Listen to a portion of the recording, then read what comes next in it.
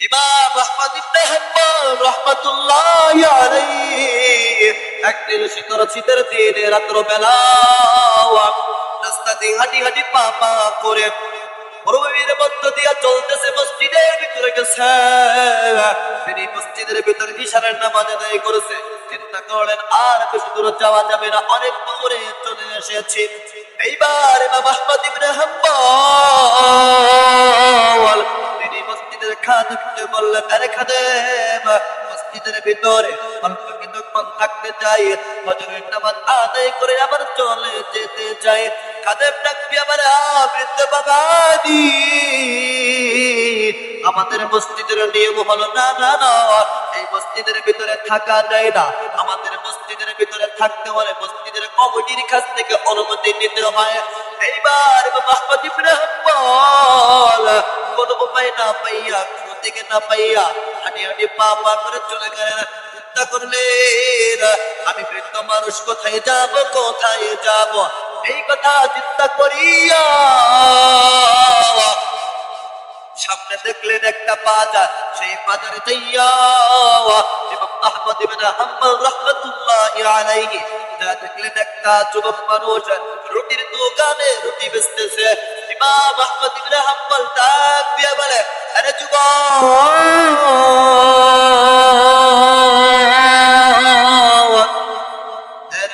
আমি তোমার কাছে একটা কথা বলতে চাই। তোমার এই রুটির দোকানে কিছুক্ষণ বসে আমি একটু আপনার টাকা নিতে চাই, তোমার একটু অসুবিধা হবে না?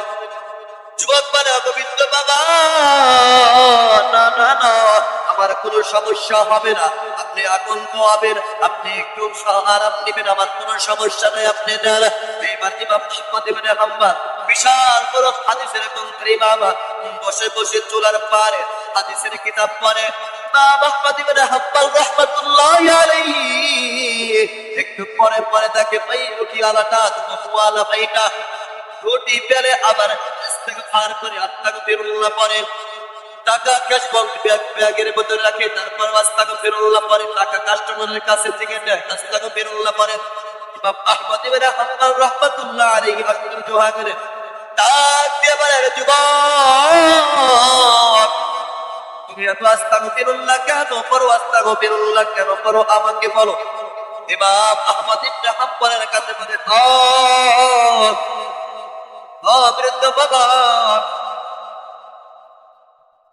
ও বৃদ্ধ বাবা, ও বৃদ্ধ বাবা, তাহলে শুনে নেন আমি এত আস্তাগফিরুল্লাহ কেন পড়ি। ও বাবা, আমি আস্তাগফিরুল্লাহ পড়ার কারণে আল্লাহ তাআলা আমাকে মুস্তাজাবুদ দাওয়া বানায়া দিয়েছেন। সুবহানাল্লাহ, আমি আস্তাগফিরুল্লাহ পড়ার কারণে আমাকে আল্লাহ তাআলা মুস্তাজাবুদ দাওয়া বানায়া দিয়েছেন। মুস্তাজাবুদ দাওয়া হলো এই দোয়া করলে সঙ্গে সঙ্গে কবুল হয়। বাবা আমি এত বড় ইমাম, আমি মুস্তাজাবুদ দাওয়া মুস্তাজাবুদ দাওয়া, তিনি বলে আনা মুস্তাজাবুদ দাওয়া, হ্যাঁ আমি মুস্তাজাবুদ দাওয়া। তো তিনি বললেন, আল্লাহ তাআলার কাছে জীবনে যা দোয়া করতো সব কবুল হয়ে গেছে। যুবক ডাক দিয়া বলে, ও বাবা, আল্লাহ তাআলার কাছে আমি যা দোয়া করেছি সব কবুল হয়েছে, কিন্তু বাবা শুনে না, শুনে না, আমার আজ পর্যন্ত একটা দোয়া আল্লাহর কাছে কবুল হয় নাই। কিন্তু জানি না কেন যে এই দোয়াটা কবুল হয় না। ইমাম আহমদ ইবনে হাম্বলের কৌতূহলটা আরো বেড়ে গেল। ডাক দিয়া বলে, যুবক রে, কোন দোয়াটা তোমার কবুল হয় নাই, বলো বলো বলো। ইমাম আহমদ ইবনে হাম্বলকে বলে, ইমাম, ও বৃদ্ধ বাবা, শুনলে না, আল্লাহ তাআলার কাছে জীবনে যা চাইছি সব পেয়েছি, কিন্তু আল্লাহ তাআলার কাছে আজ কতদিন ধরে বলতেছি, ও আল্লাহ, এটা বলার সবচাইতে বড় আলিম, সবচাইতে বড় মুহাদ্দিস আহমদ ইবনে হাম্বলের সাথে একটু দেখা করায়া দেন। আজ পর্যন্ত আল্লাহ তাআলা আমার এই দোয়াটা কেন কবুল করে না জানি না।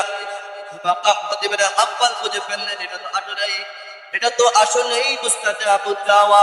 তিনি চোখের পানিটা ঝরঝর করে ছেড়ে দিয়ে বললেন, আরে যুবক, দুনিয়ায় তোমাকে আর ইমাম আহমদ ইবনে হাম্বলকে খুঁজতে হবে না। আমার আল্লাহ ইমাম আহমদ ইবনে হাম্বলকে তোমার কাছে দেখা করার জন্য পাঠাচ্ছেন। সুবহান